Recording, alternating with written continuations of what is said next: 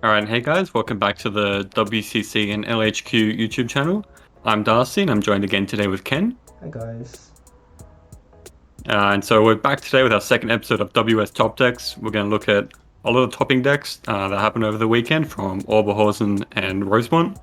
So before we get started with that though, we need to thank Taya from YST Time. Thank you very much for collecting all this data. It's just so incredibly useful for everybody. And thanks for linking the first episode of WS Top Decks at the bottom of your website. We really appreciate it. And without further ado, let's get into the first list. Yep. So we're going to start off in Oberhausen, and first place we have Ruby with choice and two different standby combos, just over here.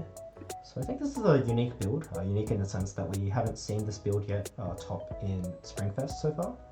And it's playing 4 of the level 1 choice combo and 2 each of the level 3 combos. So I think Darcy's the Ruby expert here, so what do you think about this? Yeah, I think it's really awesome that the choice combo is being used now. When it was first announced, it was like people were kind of unsure. Like it was definitely good, but how good? The level 1 door combo definitely seemed better. But now that we don't need to hit the magic number of 7-5 per Stayed Alive, we have to hit 8-5. The door combo is kind of not very as like kind of good anymore. So the choice one is gonna be able to stack a lot into one lane, and then you can kind of confirm reverses, like confirm one reverse and then get all the pluses from just that one. So it's pretty good. Definitely like a heads up play to switch to choice over door. Mm-hmm. For me personally, I'm kind of curious about the 2-2 split on the standbys. So obviously, I don't think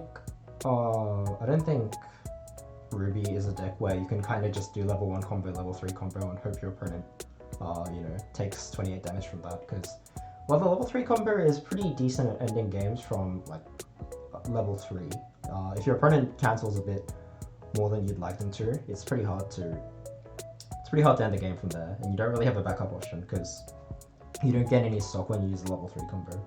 So the level 3 Pyro is kind of a good bridge to get there. I think it also cements your board and actually does what standby does, unlike the level 3. The level 3 Ruby? Yeah, I think that the Pyrrha is like pretty good card as well. It's like similar to Kurumi, where if your opponent doesn't play around like that one card left in deck, they might just lose the game. So Yeah. it's definitely really good against people who don't know what it does. I think the only other like big thing with mentioning is that there's no anti-damage in this deck, which is typically like pretty good in standby, just because you're trying to win board. The level 3 Ruby is really good at winning board because it clock kicks the card in front of it. So it's kind of interesting that there's no anti-damage.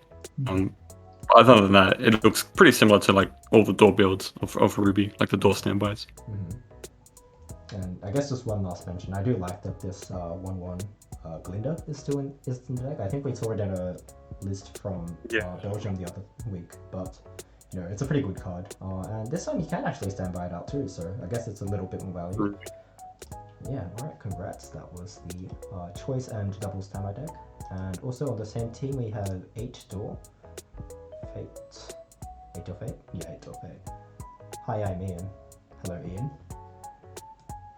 I think this looks very similar to the list we saw from Belgium. I think the one card that I don't remember seeing in any of the previous lists is this 2-1 memory counter, Rain Sakura. I think, yeah, it's a 2-1 3k memory counter. I believe everything else is something that we've seen before.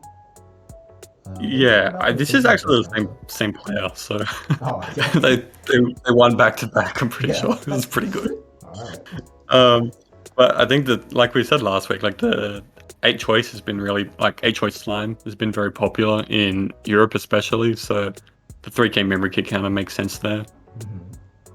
Yeah, I think I meant to mention last week that the deck didn't really have any power counters, so the fact that Rin early play hits 11-5, which is a pretty solid number, didn't really come up as much on defense, but with the inclusion of this card, even against decks where the memory part isn't that relevant, just being able to hit a high number and protect the board seems like a pretty good option. So alright, back-to-back tops are pretty cool. I'm not sure if this player is actually Ian, but well, if you are Ian, congrats. Otherwise, well, still congrats, but you're not Ian. Congrats, Jimmy. Alright, and then third player on this team was playing 8 standby Mushoku. I think we've got the usual mishmash of foils and non-foils again, but looks very similar to what we saw earlier. It's a standard build. It's not playing stock swap, plays 2 of the pool level 3, 1 early plate burner. Nothing else that stands out too much. No, this looks very similar to what we've seen in the past. Actually, no, I've realized one thing. This deck plays 3 of the amulet event, but none of the level 0 that grabs it from the waiting room. Oh, that is interesting. Yeah, that is pretty. And no split. No Fukujiro. Right. Yeah, that's also true. Alright, I guess we missed those in our initial glances, but well, with only 3 of the event is a pretty good card to be able to cast straight off your hand if you don't have to go through the level 0 Roxy to get it, because the Roxy is just a 2k once it hits the board, and oftentimes you want to use the search, but you don't really want to commit a weak card to the board. So I guess in that sense, just playing 3 copies of the event is sometimes better. And you know, the event is nice to have, but even if you don't use it, it's not like you're going to lose the game because of it. So I guess it makes sense, but the non-inclusion of the Fukajiro is pretty interesting. You do kind of want to have that card as an emergency button to get out of difficult scenarios. It's quite nice because you can search it with the level 0 reject as well. And it also means that this plays no level 0s that you can put into clock for red. So, yeah, I'm kind of curious about that. Wonder what the extra slot went to. Interesting. Well, yeah, let us know in the comments. Well, this is definitely a bit different to like the standard builds we've seen in that sense, but everything else is like still the same, right? Still like 8 standby, still the both combos, still has rest counter.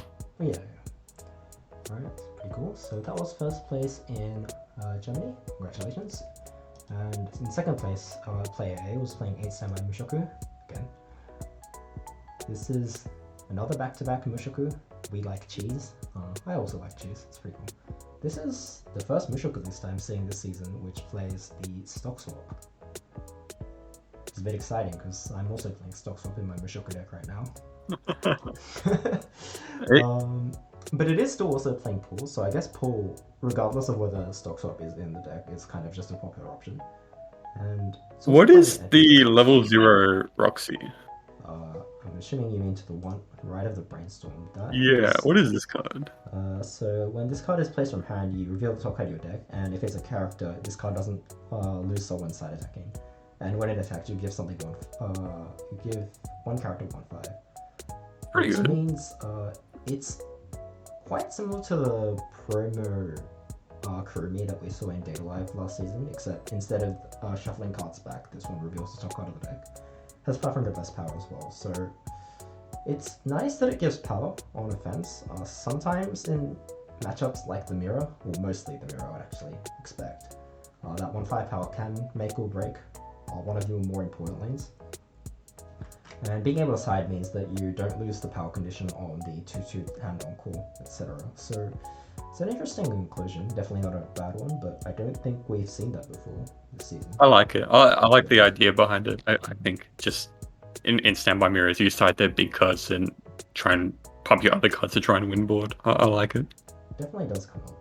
And knowing the top card of your deck is also kind of nice, because the only other way that this deck checks the top card of your deck is through a level 3 early play, which costs 2 stock, or you can only do it during your climax phase when you play a climax with the level 0 Rudius. So sometimes I guess you might see the top card of your deck and it's a climax, so you shuffle or you brainstorm, or you might even go on to draw it with your level 0 green brainstorm. So yeah, there's definitely a lot of applications for knowing the top card of your deck in this build. So yeah, pretty cool inclusion. Alright, but yeah, again, otherwise I think 8 standby Mushoku is not exactly a very flexible sort of deck. The core is always going to look the same, so everything else is more or less what we saw before. Alright, then moving on, we have 8 Door Ruby. Is this the first 8-door Ruby we've seen this season, Darcy? I think there was one that topped. The one got top 4 in LA, but we didn't get the list for it, I think. Oh, you're right. Yeah, that does sound like what happened. Okay, so again, I am not the Ruby expert here, so what is different about this list? I think nothing. I think I think this is exactly like there were some people who topped with it in Bro, and I kind of have a feeling that this might be the exact same list. Okay. So this is like the 8-door list. Yeah, I think this is kind of the 8-door list. Yeah, I think that yeah, I don't really know. This is just 8-door Ruby. So just the idea is you use the Pura level 3 to like answer the boards, and then because hopefully you win all the lanes, you can set up for a anti-damage. I'm personally not a big fan of 8-door Ruby because it can win the board, but only at level 3, which is like, if you know, a lot of these standby decks can win the game from level 2, like using the combos that they would normally want to do at level 3, they can just do them earlier. So I'm not a big fan of like 8-door. But I mean, it clearly worked for this guy, so it definitely has a lot of stuff still going for it. Yeah, on the topic of things working, we did say that, you know, we couldn't really find anything that, you know, screams originality in this deck, but that's not necessarily a bad thing. Decks which look identical typically mean that they're solved, like that's just the best version of the deck and there's no rare to change. And, you know, if that works, yeah, I don't really see a reason to change it, so... You know, if it ain't broke, don't fix it. Yeah, very true. Alright, so, you know, that's landed this player in second place of this team, so congratulations.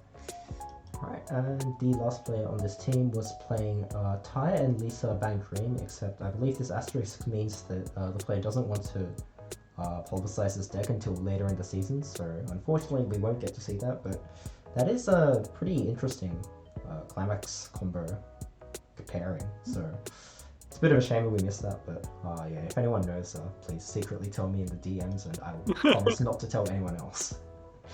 So moving on to third place, we have A-Choice Slime. So that's a deck that we were saying earlier is a good reason to play an anti-change counter in your deck, because the level 3 Rimmer combo is pretty prone to anti-changes. But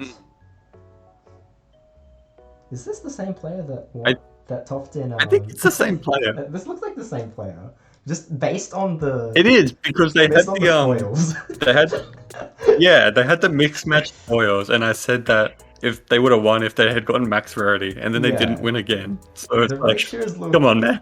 The same as what I remember them to be. Maybe there's like slight differences that I haven't remembered accurately, but yeah, it looks like the same list. So if you want our take on this list, check us out on our first video, WS Top Decks, episode 1. But yeah, that means a back-to-back top in Europe, which is, again, pretty impressive. Congratulations. And right, so we have Love Life Sunshine Stock Soul Door, which I have a feeling is going to look pretty close to what we saw last week. But I want the money to work for me. Yeah, you know, I also wish that money could work for me as well. But anyway, it does when you buy Sunshine. True. You flip 3s and you paid hard for that, you know. That is true. God, it's expensive. Well, even if you want to argue that the money this deck is definitely working for this player, so nothing to complain about here. Yeah, this does look identical to what we saw last week. I have a feeling this is going to happen a lot with European lists this season. If this is how it's going to start out. Alright. It seems like people in Europe want to travel and go to as many events as they can. I mean, it might be a coincidence because I think Antwerp and Germany, or Belgium and Germany aren't that far away. Yeah. So it might just be a coincidence. So it might change. Awesome. Although I have a feeling all these people are from the Netherlands, so maybe I don't know. Alright, but congrats again for this Love Life Sunshine player. And then we have 8 Standby Mushoku, which was this the last deck on this team last time? Okay, this deck is very familiar, I remember. But... Wait, go back. What's the deck name? The deck name is Hi YouTubers. Oh yeah, hi. We are Ken wanted indeed to give you a shout out. Alright, I think this one-off Rudius level 3 was something that popped up last time we did WS Top Decks, which gives me the feeling that this is maybe the same player, or at least inspired by. But I also do remember watching the stream for Belgium the other weekend, and I believe this player faced, or a player with 8 standby Mushoku, including the level 3 Rudius early play, was facing against the 8 choice player that we covered on the same team. Oh, so you're right. Maybe there was. I'm not sure if this is the same player, but maybe the rivals got together and came a convincing 3rd place in Germany. So that would also be a pretty cool narrative. I don't know if I mentioned it last time, but I think it is a bit curious that he runs the early play Rudius when he's using 4 counters that are all have like additional effects, like they're all ones that I actually really want to play because the skill that goes with them is pretty good. Yeah. Because you can't play backups with that card, so it is a little bit curious. I would like to know how it's been going for them personally, but I mean they've topped twice with it, so it must be good. Yep. Alright, so that was 3rd place, congratulations. And then 4th place we have 8 standby slime in player A. 8 standby slime should be a pretty solved deck as well, but okay, we have the level 3 Milim from the first set, which can pay 3 to clock shoot a reversed opponent and burns on play, so it's very aggressive kind of level 3, which how do you feel about this card in this deck, Darcy? Yeah, I don't mind it. I think it's like an additional finisher. The clock kick effect is not tied to a command play, so if you do stand by it, and you can just start clock kicking things. So I imagine this is like a really good card in the mirror because you can get rid of the guilds if they're in front row. But also imagine it'd be really good versus Mushoku if there's a 2/2 Ghislaine in the front row. You can remove it, like clock kick it, and then all your opponent's characters will lose power, or a pull actually, because I think if you have enough of the what's his name, like Berry something, Benimaru? Yeah, Benimaru. This boy. Yeah, that sounds like it. Yeah. If you have enough Benimarus on your field, you can attack over a pull and clock kick that, and then you'll cut your opponent's cards or lose like power as well. So yeah, I imagine it's like that's like the main use for it. Yeah. Well, pay 3 is pretty expensive in most conventional decks, but because it's a standby deck and you sort of save on stock by getting costed characters for free, and then your level 1 combo actually does generate you stock, I feel like being able to pay 3 once, maybe twice at level 2 isn't unrealistic. And there's only 3 copies of Benimaru in this deck, which is the other way you primarily use stock in the level 2 game. So it still makes the total 4. And then on top of that, I think the level 3 Shuna support, it's a front 2k, which is a one-off in this deck. I think a lot of decks opt to just play 4 Benimaru for the support level 3, but I believe in the mirror having 1 extra 2k support may be quite a bit different because, it's 500 power difference from having a Benimaru.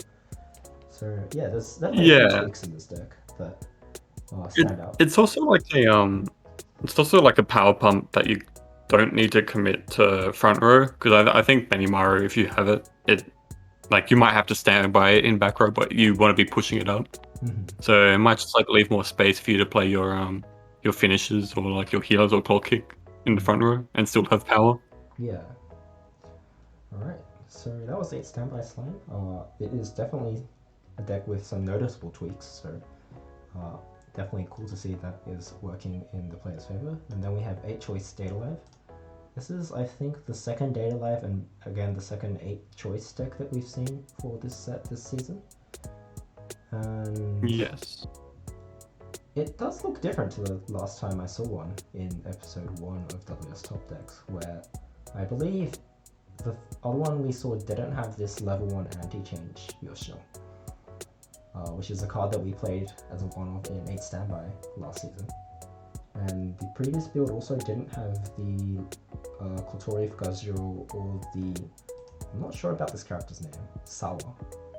the card that goes to memory and adds a character from the top three.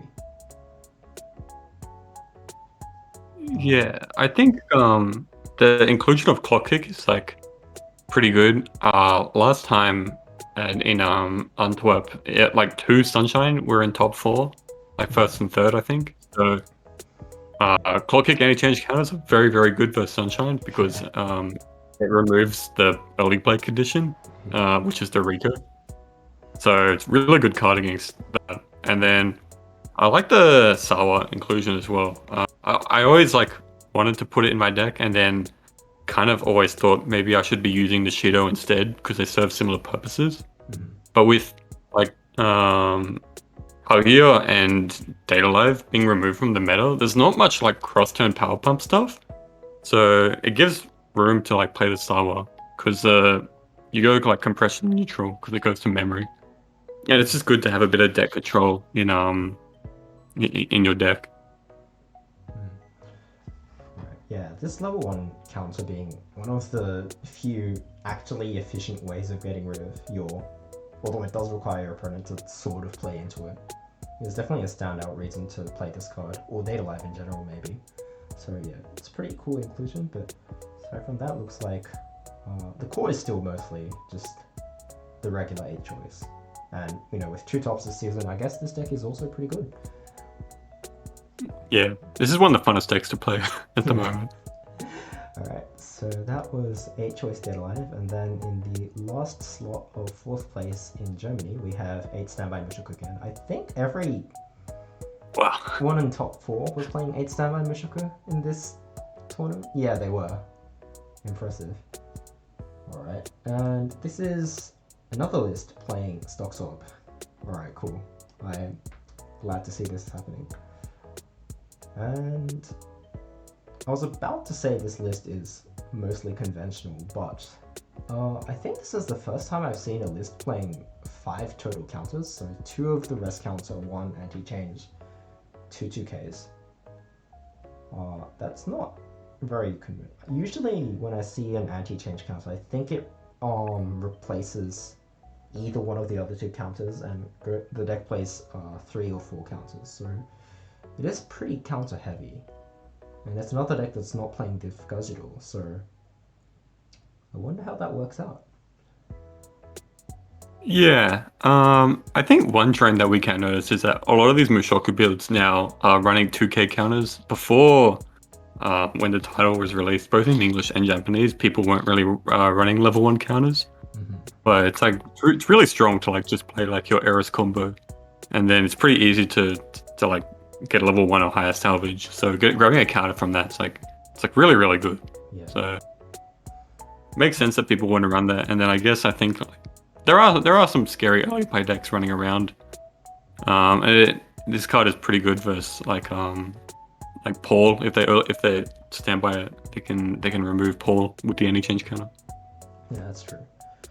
I guess the other thing I've noticed is this deck is only playing 3 runners, but plays a second copy of the Roxy that grabs the Amulet event, despite only playing 2 of the Amulets. So I guess that craves some early game, arguably high roll power for the ability to get more access into that event, and maybe top checking the opponent every now and then does kind of come into play.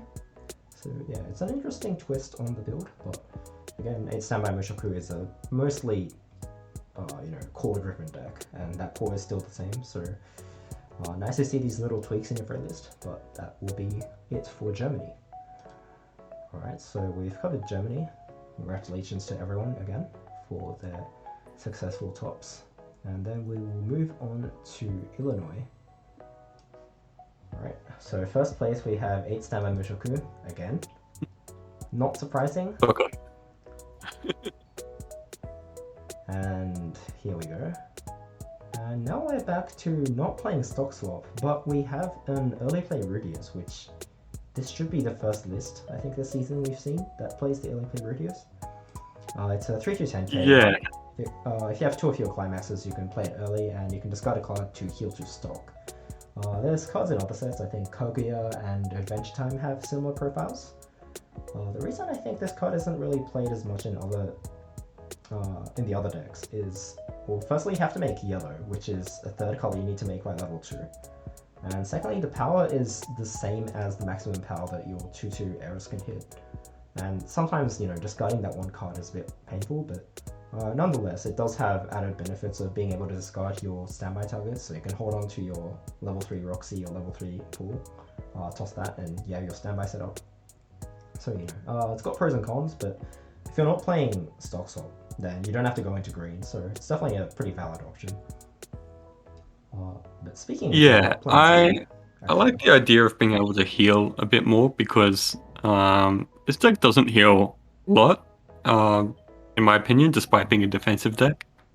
Just because there are times where your finisher gets standbyed onto the board, and so that means you're not hardcasting it, so you don't get the heal effect. So I don't mind trying to fit in some more heals. I think it's not a bad choice. Yeah. But, just speaking on not needing green, this deck only plays one of the level 0 Regio, which I think has been consistently a 3 or 4 of in every other list we've seen. Yeah, I think it's very surprising, because the card is like incredibly strong.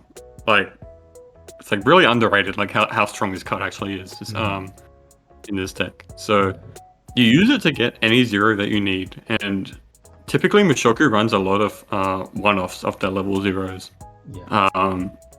And you can use it to even like search your level 1 combo or brainstorm that you need. But it also helps you level up faster, so you can hit level 1 or even level 2, ideally, to get like your board set up more efficiently. Don't have to wait extra turns. So it's really strong. So it's a bit surprising to see it at 1. Yeah. And there's this other card. What is this level 1 Roxy? This level 1 Roxy, I believe, is a Shimakaze Kai, which is it gains 1k for each card in your backstage during the opponent's turn. So it's a 6/5 on opponent's turn and 4/5 on yours. I believe it's mostly an inclusion to probably fight the mirror, or I don't know any other decks currently that are being highly played which might contest Mushoku on defense, but it is quite nice in that, well, obviously Shimakaze Kai does get you over bigger opponents because of the maximum 2k pump, but also being 6/5 on defense means that it can also contribute to your level 1 sort of wall-off plan. It's obviously smaller than 1175, but it's usually big enough to sit in that counter range, so it's an interesting inclusion. I think that the 2 slots were vacated by not playing the level 1 Ghislaine Accelerate, which is also quite interesting. Yeah, I think that because it's a level 1, against the 1k1 decks, it will still be able to kill like most things. It's just in the standby like matchups that this most likely is not going to be killing anything on its own. It's kind of got a similar purpose to the level 0 that we saw in the second place in Oberhausen. So, yeah, interesting choice. Definitely not a bad one. It's good. Yeah, overall, I think with the small number of rigid level 0s, the non-inclusion of the level 1 Ghislaine, and going a bit higher on that level 1 Amulet event, I'm kind of curious how this deck would sort of, keep its hand size consistent, or hit that consistency even. Because sometimes you just have those games where, it's harder to go into a combo, maybe you just don't draw the climax, maybe you don't have enough stock. Things happen, and those cards usually either secure your bottom line or they let you get out of stickier situations, but this player seems to be more in on the games where things are going tit for tat in the mirror. So yeah, very curious on that, but aside from that, it's pretty cool. Alright, so we'll move to our second player, so player B on the first place team of Illinois, who was playing, what's this? Choo Choo Train. That's a good name. That's a good name, I like that name. It's 6 choice, 2 pans, bank green. I think the previous list we saw last time with this climax combo lineup was playing 5 choice 3 pans, so it's leaning a bit further away from the pans, which, as I said last time, you don't really want to trigger pans that often in this deck, so makes a lot of sense. And Yeah, so this deck is only using one card on the Japanese restriction list, which is the refresh counter. Instead of having the red stock swap, they've got the what's her name? Yukina? The Yukina stock swap, where she has to discard Roselia cards, but you've got lots of Roselia cards in this deck, so I think it most likely is not an issue. Considering as well your level 1 combo easily finds those like digs to lots of cards and you get 2 of them. Yeah. It is interesting to see no Arisa Fumio, just because just like a powerful card in general. And it's not off color in this deck either. You probably wouldn't mind having that card on your board. Even if you don't end the game on that one turn, you get to cement your board. You have a decent chance of surviving with 2 different types of counters. So yeah, quite interesting that that card isn't included. But yeah, we definitely see some extra level 1 and lower Roselia cards that can be used as a cost to discard for the stock swap. So the non-inclusion of the 2/1 stock swap in this deck is probably even better for consistency issues because you don't have to tap into a third color. But yeah, it's a pretty cool take. It's nice to see again, like just different tweaks on the same build that sort of express what each player is thinking as they pilot similar deck types. So that was the second player. Last player was playing Pants Book Slime. That's definitely not a deck we've seen yet this season. In fact, I don't think I've seen this deck. Chan's 10,000 IQ slime deck. That IQ is probably 100 times what my IQ is. Not me.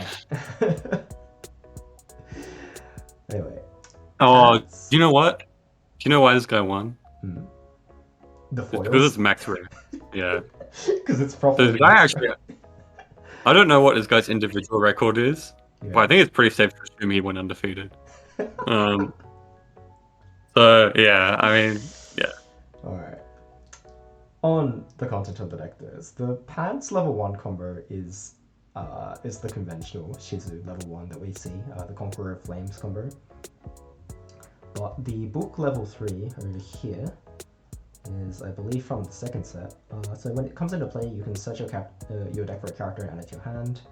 And when it attacks, okay, the climax of this is called Conqueror of Flames. That's a bit confusing. When it attacks, if you have the climax in your climax area and you have 4 more cards in memory, you deal 4 to your opponent, and at the beginning of your encore step, this card goes to your waiting room. Damage may be cancelled.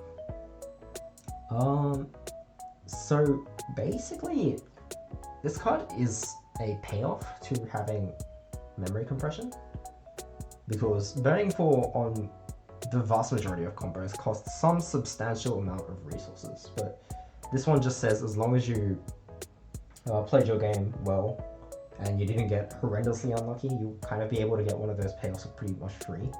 You just won't have this card at the end of the turn, but that doesn't really matter if you win that turn anyway.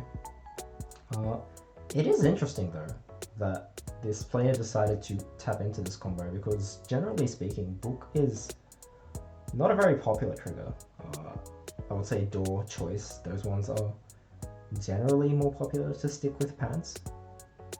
And in this deck, you can draw into the Mask event, Anti-Magic Mask, which a Choice or a Door would not be able to get. But the random nature of Book can sometimes lead into some stickier situations, so what do you think, Darcy?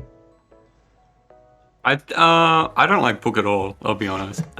But I just think it's terrible. I don't like Book as a trigger, but I think that if you take away the level 3 climax combo Shizu, it looks exactly like a door gate deck, or gate door. It looks exactly the same. So and that deck's biggest weakness by far is that in games where things don't get to go its way, it has absolutely no finishing power.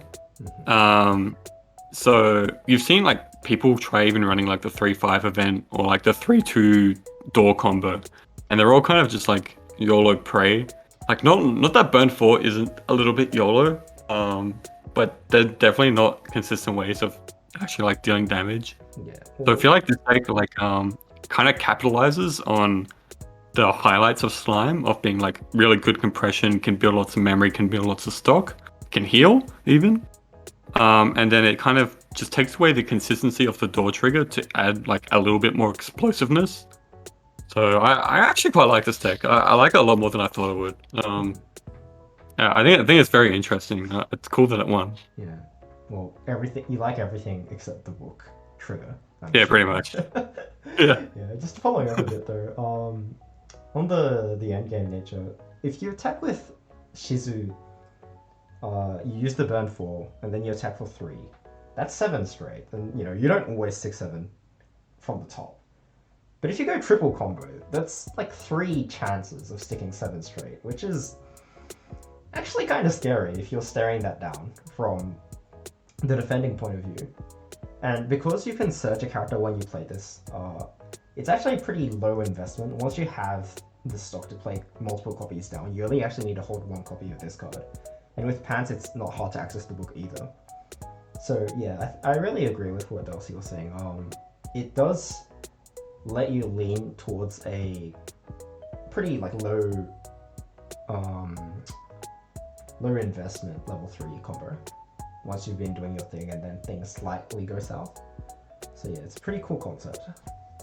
I think a few more things. Just there's no counter in the deck. That's kind of weird. But I guess it doesn't matter that much because your early play Shizu has hand on core, and then the other one's a 9/5. It's just gonna die even if you have a counter most of the time.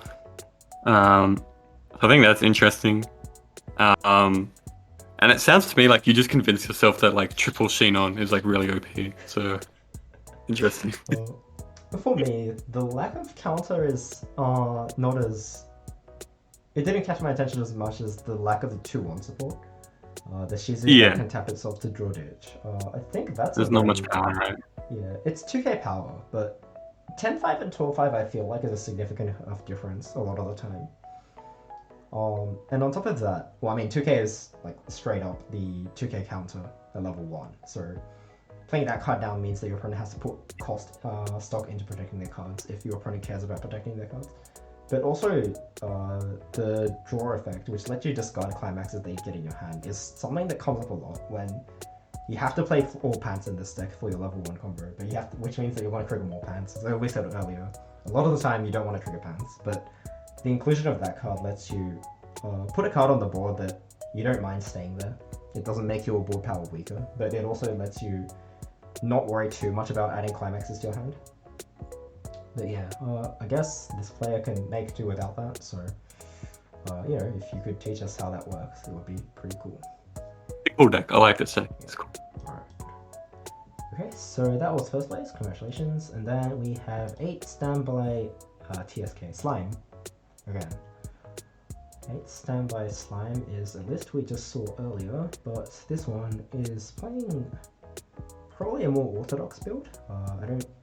I think everything we see here was, maybe except the Riki was in the other build, but just in higher counts this time. Looks very much similar to I think what we saw last week. It's like the same deck. Yeah. Alright, but it's a solid deck. There's nothing to fix, so you don't need to touch it, and it lands you in second place, nothing to complain about. Right, cool deck. And then we have Goblin Slayer Door Pants. I think this is the first list that we're looking at this time that we didn't see in the first episode. Yes. I think this is also the first time Goblin Slayer is topped, right? Since it's been released, because we had COVID. Yes, that might be. Yeah, that's right. Because I think so, right? Because for Springfest 2020, we were considering playing Goblin Slayer, and then that never happened because, well, COVID happened. Yeah, we were gonna play Goblin Slayer, Sunshine, and Fate or something, but that didn't happen. Right, and then did Goblin Slayer just not top during Springfest or Rumble? I mean, it got power crept by Dell and Kaguya, so oh yeah. Why would anyone? All right, cool. So here's our resident Goblin Slayer representative. I'm sorry we don't know your name because it's not displayed on Decklog, but I'm sure all the Goblin Slayer players out there are very proud to see that this deck is. They're cheering. Right. So back on the build though. So this is Door Pants, which is not Door Standby, which I think people were familiar with at this point. I think Dual Pants somewhat fell off after a little bit in the early stages of the deck's release, but here we are, back at it again. A lot of unique cards. I think the interesting inclusion is the level 1 cannery event, where if you have 2 or fewer cards in memory, which is basically all the time because this deck doesn't really make memory, it sends itself to memory, and at the beginning of your main phase, you can look at the top 2 cards of your deck, put the top in any order, and then do the same to your opponent. So every turn you get information for -1. It comes at a 1-turn delay because it's the beginning of main phase, and you can only use this during your main phase. But obviously it sets up for your level 3 Priestess, because Priestess needs to succeed at a top check. Oh, I see. That's cool. Yeah. And well, just generally that would be this deck means that you can set up attacks in a certain way, do a lot of other pretty funky stuff. I mean, you probably have like a lot of hand anyway, right? If you do like triple Goblin Slayer, that's like probably going to give you a good hand. Yeah. And then you have to clock to play your Priestess, which also pluses. So the chance that like the discard for the card is like not actually going to be that much of a cost. Yeah. And Priestess also. And then you get it actually. The early play condition actually like helps you top check as well, right? The first turn. So you probably, I'm assuming the players, when you clog it, you play your Priestesses, and then you play the Canary, and then you'll be able to top check from the early play condition, and then from every turn afterwards, you'll be able to use the Canary. I'm assuming that's the play. Yeah. Well, I guess, as you said, because almost any action that you want to take in this deck will just lead you to having more cards. The -1 is really not as big of an issue as it might be in other decks. But speaking of issues, what I did find about Priestess when I played with and against it back when it was around in Japanese as a hot new set was that Priestess's power line is a bit concerningly low. Yeah. For a -Soul deck, because generally from my experience, I want -Soul decks to be able to constantly be able to do the combo. But if your Priestess gets run over, or even worse, you can't win on your own turn, it's kind of hard to do that. You can't live the combo. And on top of that, the draw to discard one is also a little bit awkward because -Soul decks have the benefit of not having to lose climaxes from their deck while still not taking damage. But then when you draw to discard one, you inevitably have games where you're just going to lose climaxes and not feel too great about them. So, just from the design of the card, it can get a bit awkward, but I'm kind of interested how that would pan out in this current meta. I would personally be a bit worried about taking it into this there's a Mushoku on every team format, but I mean, if you dodge it, it's fine. Yeah, So, if you dodge it, it's fine, or cool. maybe there's something that we're missing which lets you not worry about Mushoku. Or maybe even 8 standby. This person is literally the best Goblin Slayer player we've ever had in English, though, because it's person top. So this guy knows more than anyone. You never know. Yeah, I don't understand. But yeah, here is another let us know moment because we're quite perplexed. Right, and then we have 8 standby Mushoku. I wonder how many times I'm going to say that today. It's probably 8 because we're covering 8 teams. Yeah, I'm pretty sure it's in everyone. I haven't actually looked at all these at first. I didn't do the homework. Deck name. Wow. Booga Booga. All right. This guy is playing swap It's a and the foil. foil version, It's a foil stock swap. just to make sure you know what it's. Yeah. Well, I don't mind when people are playing like all copies of a card in their deck in foil. It's just very difficult to fit everything on the screen when there's the same card in foil and non-foil because it takes 2 spots. But thank you to this player who kept only the one-offs in foil. No, it's not true. the level 0 green. Sorry, I take that back.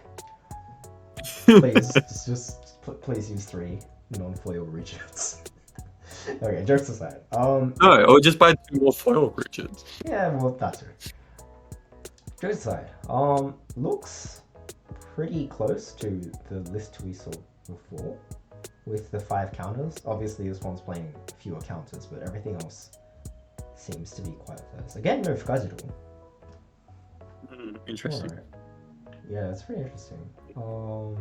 But aside from that, Forerunner, the 3 event, 2 event salvage package, which is, I think, a difference from the previous list we saw, and some of those slots went to counters. But yeah, some definitely noticeably different ratios here and there.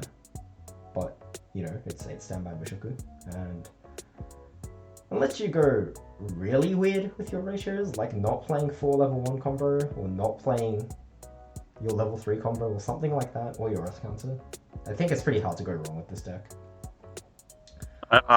It's funny you mentioned that, because I was brewing a Mushoku list for like Autumn Fest, for like when Danmachi is legal, and I was thinking, oh, maybe I should run the one that can't be reversed by Corsair.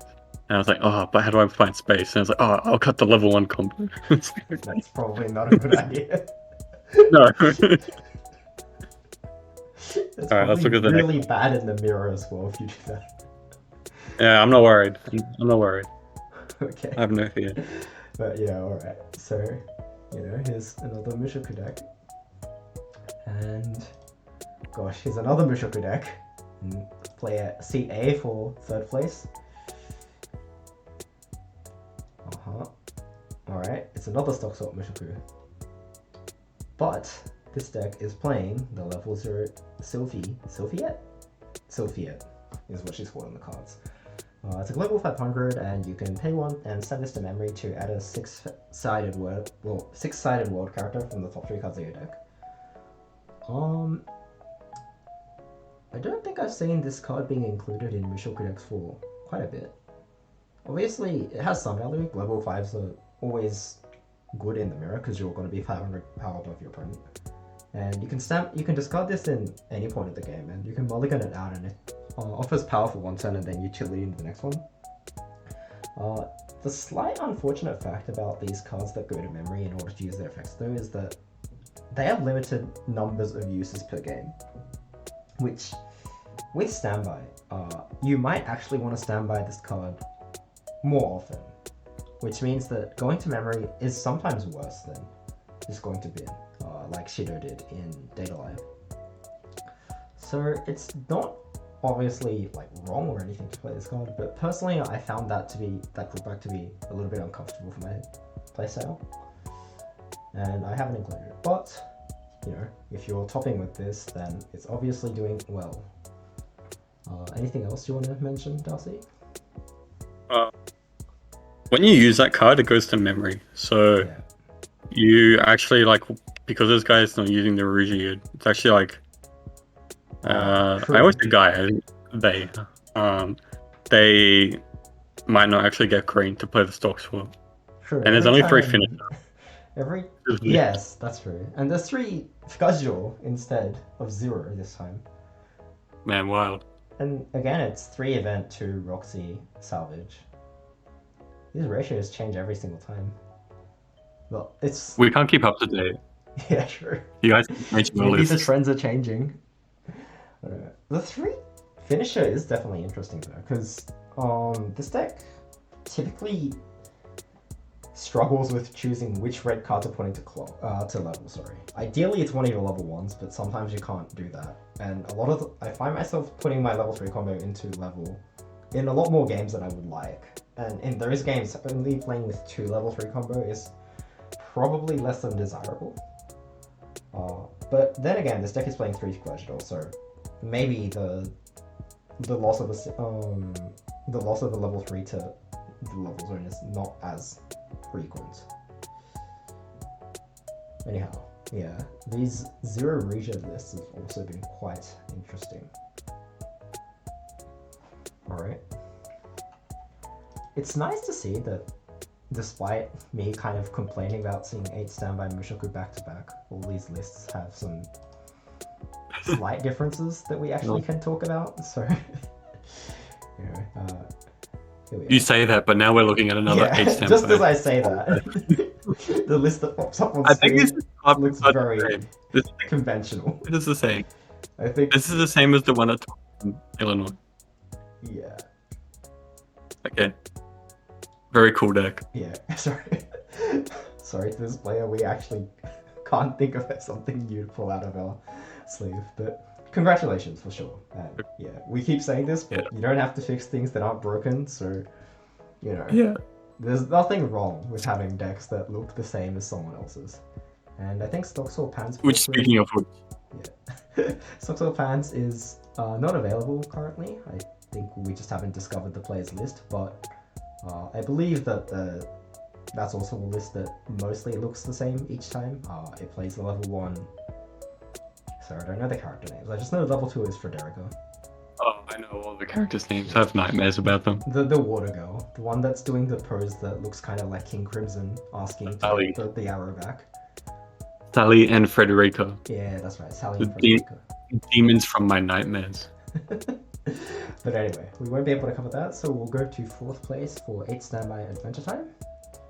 I think this is the second unique set that we've seen this episode. And 8 Standby... Okay. It looks quite like what I would imagine an 8 Standby... Actually, no, it's not playing any 1/1s. Well, aside from the Golden Sword event and Remember You. Which, I believe when you were trying out 8 Standby Adventure Time, you played some 1/1s?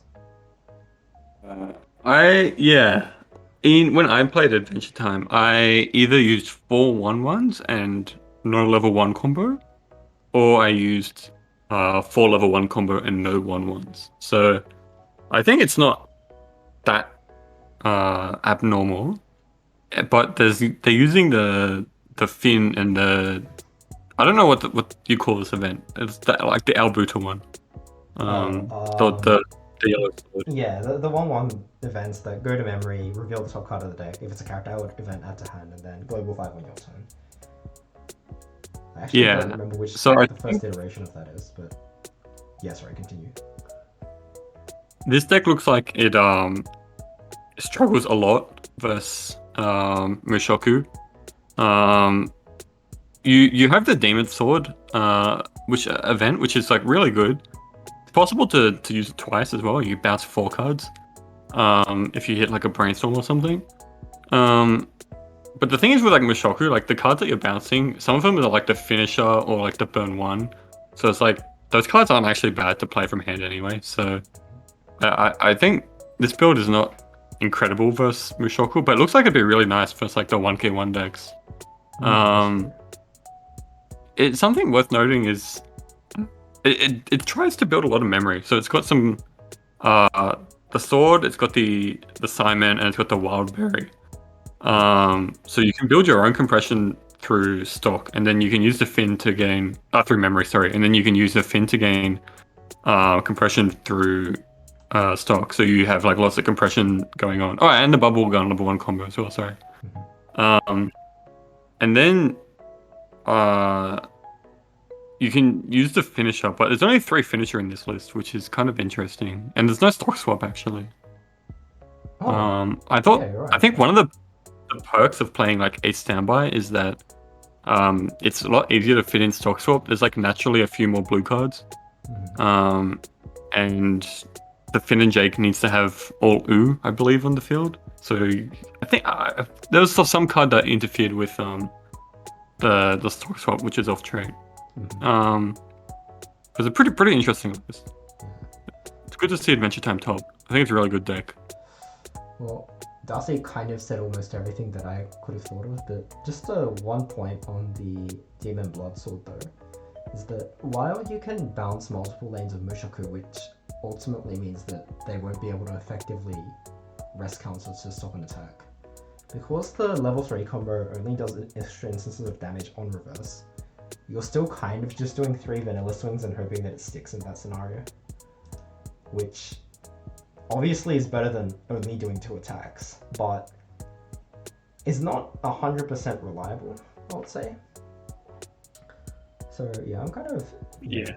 If I had to ask a question, it would be like, what is that the most that comes out? Like, because with stock swap, it's obvious you can definitely better the odds of ending the game, because you can stock swap and then shuffle more cards back into the opponent's deck, and then at least even though you're only swinging 3 times, you're still swinging 3 times into a less compressed deck. But with this one, you're slightly dependent on your opponent ending with some either bad compression or bad or cards to shuffle back in their waiting room. Yeah, but you know, it's the only Adventure Time deck that's topped, which means that this player is at the moment the best Adventure Time player this season. No, you're full of lies. It topped at Springfest and bro. No, but this season. Oh, like sure. Like medical wise. I see. Okay. It's because it's banned everywhere in Europe. Yeah, licensing is kind of an issue. Alright, what's next? So yeah, that's a pretty cool deck. And then we have 8 Standby Mushoku. Crazy. Alright, but you know, this is the last 8 Standby Mushoku we're gonna see today, because this is the 4th place deck in Illinois. Alright, so this is another build playing the early play heal, but it's playing 4 pull. That's pretty gangster. What is the level 0? The Eris, I think. That is a clean cut, which can mark the top card of the deck if it's a character, and if you have a marker, she gains 2k on your turn. Oh, cool. So she gets 3/5. Futaba. Interesting. Only on your turn though. Yeah. So the effect is the marker effect is the same as the Cruel from Fate, Kaleid, Liner, Prisma, Ilia, Dry, I think. Is Dry the season that they go to the alternate universe? There's no way I would know. Oh, yes, oh, sorry. But, well, if you know what I'm talking about, you know what I'm talking about. Anyway,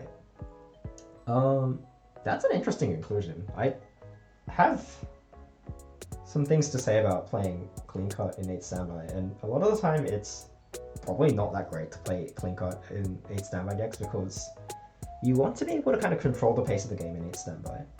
And Clean Cut is a card which is usually not good unless you want to speed the game up. And which means that if this is like the only good play you can make at level 0, but it doesn't coincide with what you actually want to do this turn because of how your deck dictates your game speed, it's pretty awkward. But because in this deck it's a one-off, I think it's probably fine, because you can just do it in the games that you want to do it, you can do it, and in the games that you don't, it's only one-off, so you're not gonna be majorly crippled by the existence of this card telling you to speed the game up or kind of play a weaker level 0. It also does have the added opportunity of top checking, and because you don't have to market the card, that part's optional. You can just keep that information as you like. You can confirm a burn with your level 3 Eris. You can make sure that you don't lose a climax to your accelerate level 1 Ghislaine.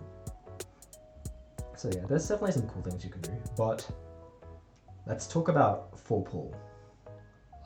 Yeah, I have a feeling this guy used to be an 8 Standby Slam player, and they read Paul and was like, "Are you telling me it's the level? It's Twin Drive from the level 1 combo with Benny Maru in the same card?" And it's like smashed 4 into their deck straight away. It would be funny if that was the case. Deck name Paul Rudd. Okay, this guy definitely loves Paul. Who's Paul Rudd? Oh, the Ant-Man. Oh, is it? No, it's Ant-Man. Oh, yeah.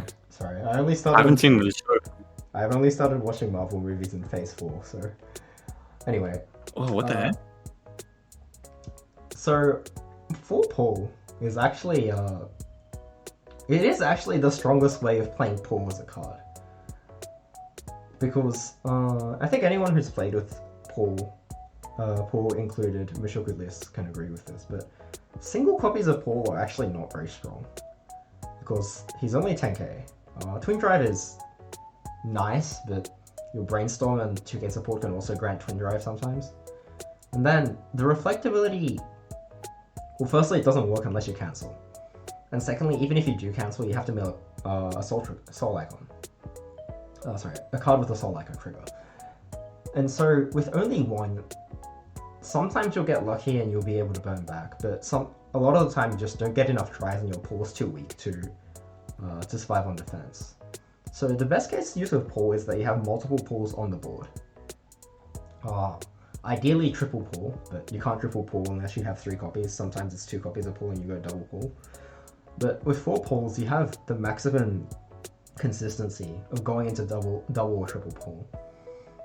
And as I can assume from this player's deck name, he really wants to just capitalize on the strength of pull. And triple pull I'm pretty is sure it's really obvious frustrating. at this point that, I mean, the player's The player's name is definitely Paul, right? Maybe. Yeah.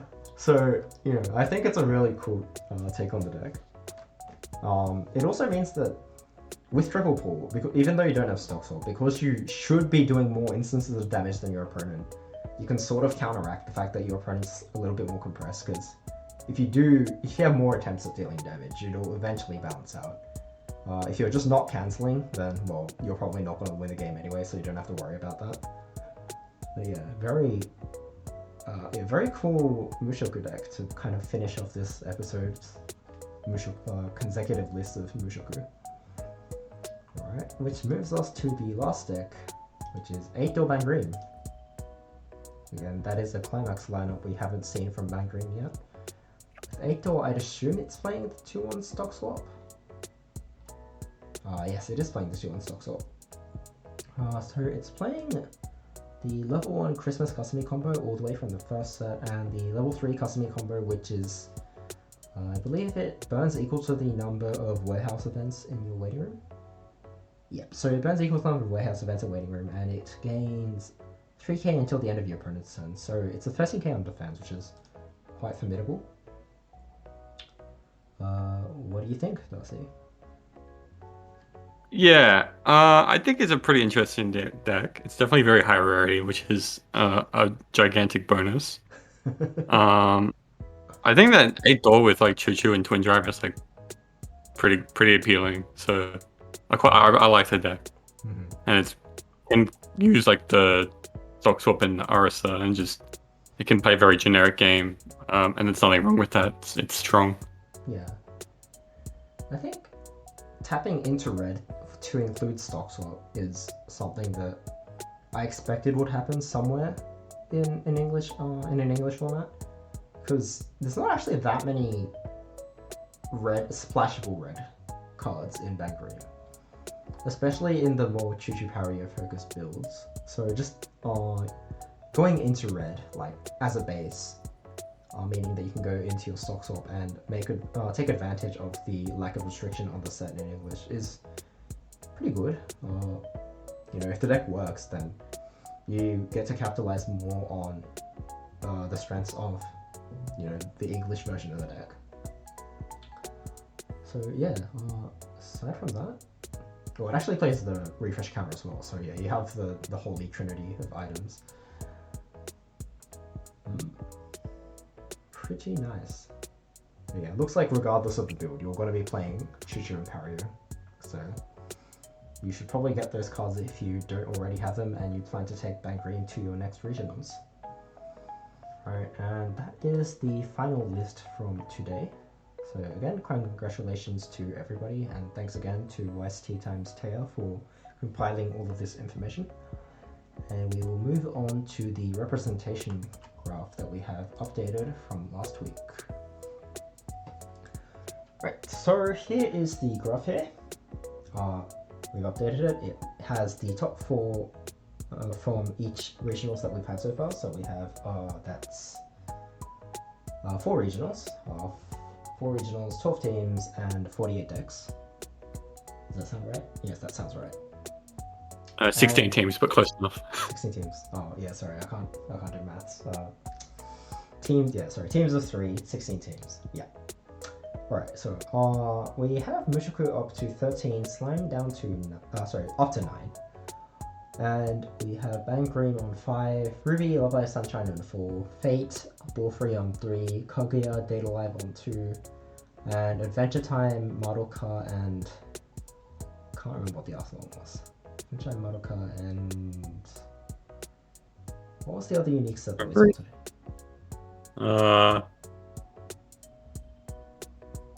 Goblin Slayer? Yes, Goblin Slayer on 1.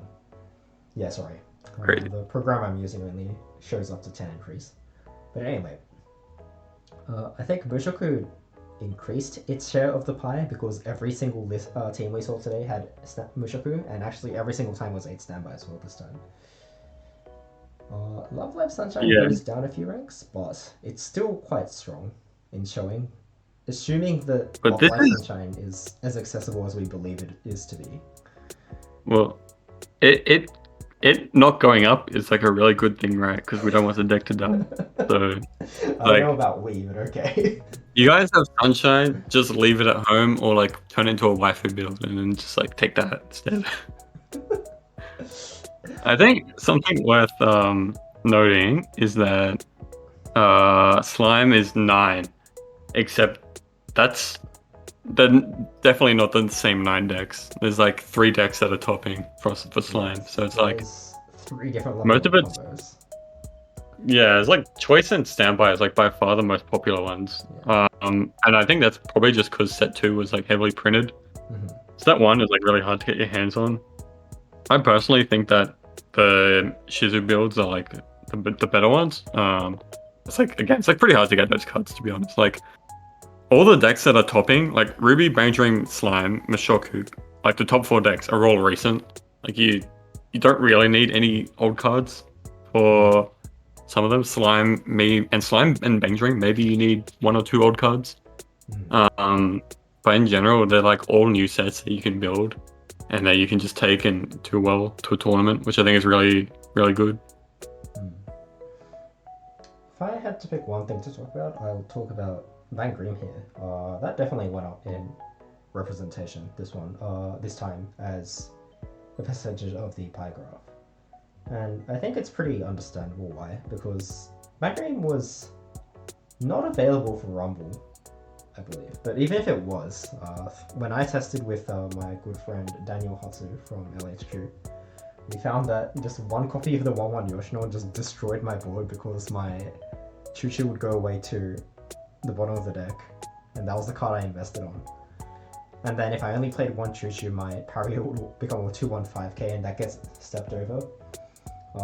He also could deter me from front attacking because I can't heal if my Choo-Choo isn't on the board at the beginning of the encore step. So if he just pays 1 to swap, he gets to take 1 less damage because I have to side attack the Yoshino. But with that out of the way, I think Van Green has more matchups, or has fewer matchups actually, where it has to worry about that sort of stuff. So I expect Van Green to just keep showing a solid record this season. I think that's about it. What we want to say about the representation? Yep, I'm good. Alright, yeah. We'll be updating this every time we have an episode of this, so yeah, keep your eyes peeled and we'll see what's been going on. Aside from that, I think that's it. So thank you for watching. Please like, comment, subscribe, and we'll see you in the next one as we continue to bring these out. We love doing it, so we'll keep doing it. Thank you. Alright, thank you. Bye.